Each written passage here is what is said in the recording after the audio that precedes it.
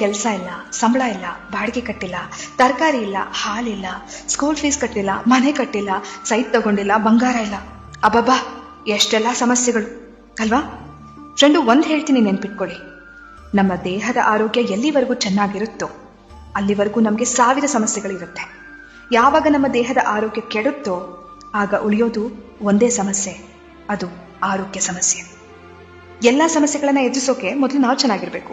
ಊಟ ಇಲ್ಲದೆ, ನಿದ್ದೆ ಇಲ್ಲದೆ, ಎಲ್ಲದ್ರ ಬಗ್ಗೆ ಯೋಚನೆ ಮಾಡಿ ಆರೋಗ್ಯ ಕೆಟ್ಟಾಗ ಏನ್ ಪ್ರಯೋಜನ ಹೇಳಿ?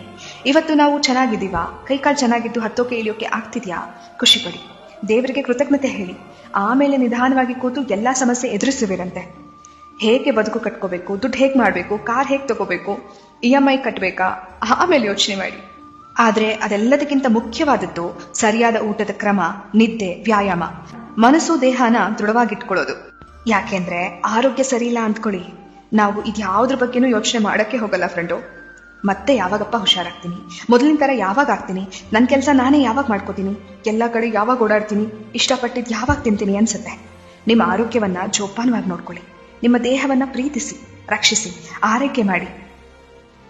ಇವತ್ತು ನಿಮ್ಮ ನಿಯಂತ್ರಣದಲ್ಲಿರೋ ನಿಮ್ಮ ಆರೋಗ್ಯ ಎಷ್ಟು ಅಮೂಲ್ಯವಾಗಿದೆ ಎಂದು ಬೇಗ ಅರ್ಥ ಮಾಡ್ಕೊಳ್ಳಿ.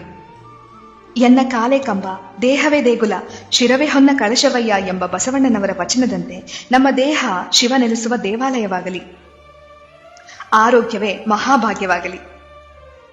ನೀವು ಕೇಳ್ತಿದ್ದೀರಾ ಭಾವಗಳ ದನಿ. ನಾನು ಕನ್ನಡದ ಅಪ್ಪಟ ಅಭಿಮಾನಿ.